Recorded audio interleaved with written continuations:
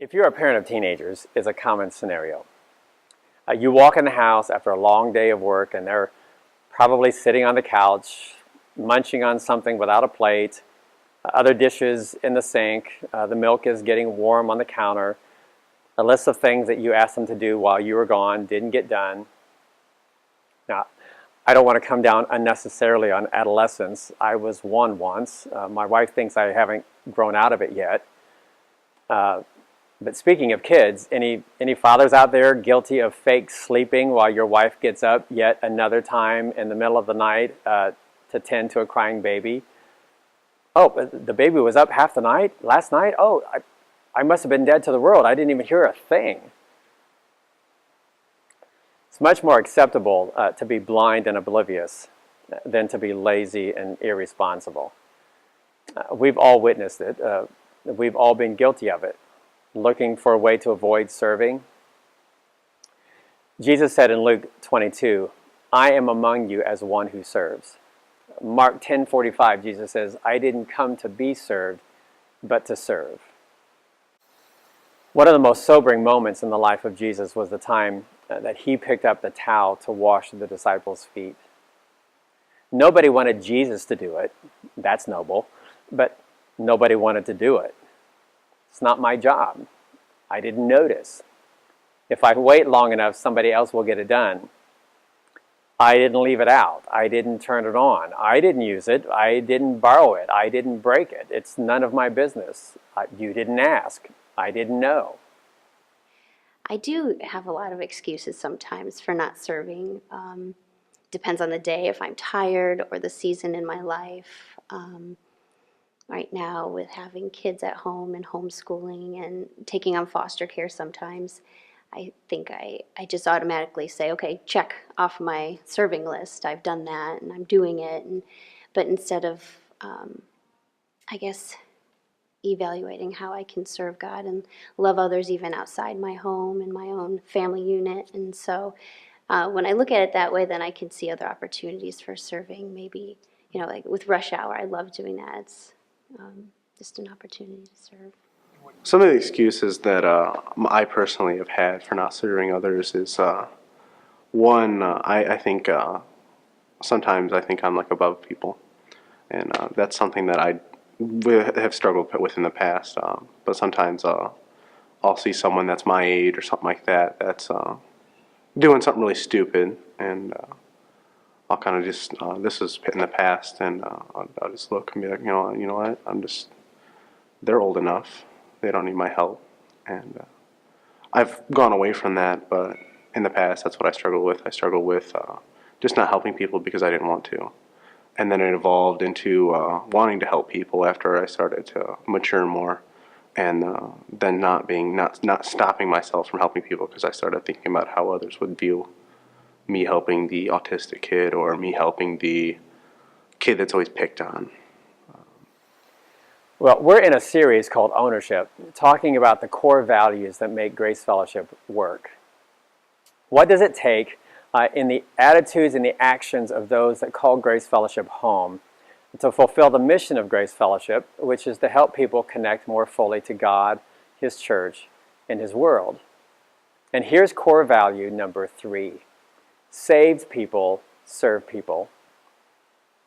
Jesus tells an interesting story in Luke 17 about a servant who works all day in the field and comes home to the command of the master to fix dinner. Jesus was making this point. Servants serve. That's it. That's who they are. That's what they do. Singers sing. Writers write. Teachers teach. Plumbers plumb. You get the point. Servants serve. That's who they are. That's what they do. Are you a servant? Jesus makes this very clear. He's not asking us to do anything that He hasn't already done. He was unapologetic and unambiguous. In a world that's always fighting for first place, in a me-first culture, Jesus said, I want it to be distinctive of those who bear my name. I mean, if you're going to be my disciple, I want it to be characteristic of you, that you would be willing to do what the world seeks to avoid. I want you to be servants of all. At Grace Fellowship, we embrace the value of serving more than you're being served. When it comes to ownership, you have to evaluate and compare what you receive from ministry to what you contribute in ministry. So how's the balance in your life? Servants serve. That's it. But still give the lesson to the students is just, it's amazing. Seeing the little kids, you know, all into it, just kind of sit there. What is he going to do next? That's just, it's an awesome feeling. Helping anyone out in general gives you a good sense of just, I guess you could say, accomplishment. My greatest joy in serving would just be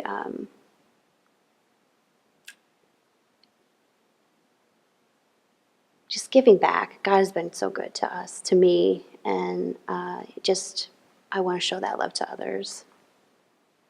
When we went to Royal Family Kids Camp, that was amazing. When I first got there, I was a little timid about helping these little kids. I was kind of scared. I was just unsure about myself. I was unsure what to expect. I was unsure of how to act, and if a situation were to arise, I was afraid of messing up, I guess you could say. And when I got the names, I got the portfolio of my two kids. A little part of me was just like, oof.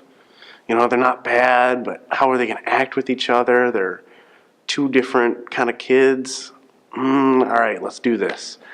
And we were outside, we were jumping around, waiting for these kids to get off the bus. And my first kid came up to me, and he was just kind of like, yo, what's up?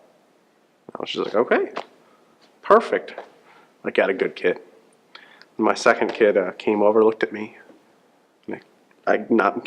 kicked me in the shin and noticed that I didn't get mad or anything. He was like, awesome, and they gave me a hug. So I was just like, okay, whatever, let's give this kid a hug.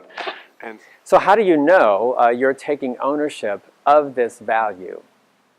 Well, let me suggest a few qualifiers that might indicate or would indicate a servant's heart in your own life. Number one, serving without being reminded. Why do you have to tell your children over and over again to pick up their clothes or to clean their room, to brush their teeth? Because they don't own personal responsibility. Servants serve. They don't wait to be recruited or reminded. Number two, serving without being rewarded.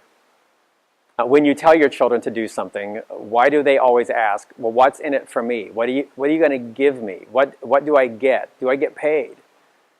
Again, they ask those questions because they don't own personal responsibility.